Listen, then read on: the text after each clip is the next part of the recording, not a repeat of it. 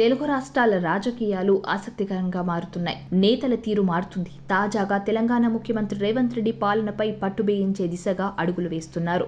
Telangana assembly ఎన్నికల్లో విజయం సాధించి అధికారం చేపట్టిన ఒక నెల వరకు పాలనలో రేవంత్ దూకుడు చూపారు. అయితే వెంటనే లోక్సభ ఎన్నికలు రావడంతో ఎన్నికల కోడ్ అమల్లోకి వచ్చింది.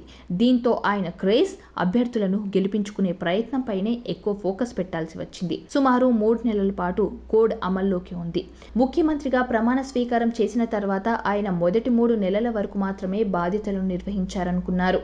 ఇక ఇప్పుడు మంత్రివర్గ విస్తరణ, పీసీసీ చీఫ్ ఎంపిక వంటి అంశాలతో హస్తినాకు తిరగడమే ఎక్కువ సమయం గడిచిపోతుంది. అయితే వీలైనంత త్వరగా అన్ని పూర్తి చేసి ఇక పాలనపై తన మార్పును చూపేందుకు సిద్ధమైనట్లు కనపడుతోంది. రేవంత్ రెడ్డి తాజాగా చేసిన వ్యాఖ్యలు ఇప్పుడు ఊతమిస్తున్నాయి. ప్రతి నెల సెక్రటరీలో సమావేశం ఉందని చెప్పారు. పనిచేసే అధికారులకు తన సహకారం ఉంటుందని, లేని వారికి చర్యలు ఉంటాయని కూడా హెచ్చరించారు. కలెక్టరేట్లు క్షేత్రస్థాయిలో పర్యటనలు చేయడమే మానుకున్నారన్నారు. తాను కూడా ఇకపై ఆకస్మిక తనిఖీలను నిర్వహిస్తామని చెప్పారు.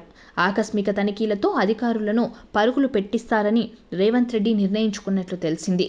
ఆసుపత్రులు, విద్యాలయాలు వంటి వాటిని తనిఖీలు చేసి అక్కడికక్కడే నిర్ణయాలు తీసుకునేలా రేవంత్ నిర్ణయాలు ఉండబోతున్నాయని అర్థమవుతుంది. ప్రభుత్వ అధికారులు కేవలం ఆఫీసులో కూర్చుంటే సరిపోదు. ప్రజల వద్దకు వెళ్లి వారి సమస్యను పరిష్కరించేలా రేవంత్ గట్టి నిర్ణయమే తీసుకున్నారు అని తెలుస్తుంది.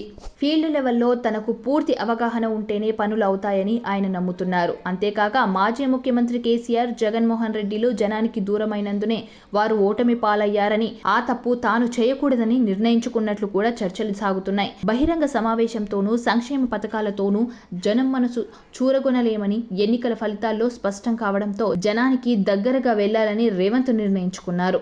అందుకే మంత్రివర్గ విస్తరణ ముగిసిన తర్వాత ఇక ఆకస్మిక తనిఖీలతో పాటు క్షేత్రస్థాయి పర్యటనలకు రేవంత్ రెడ్డి వెళ్లనున్నారు.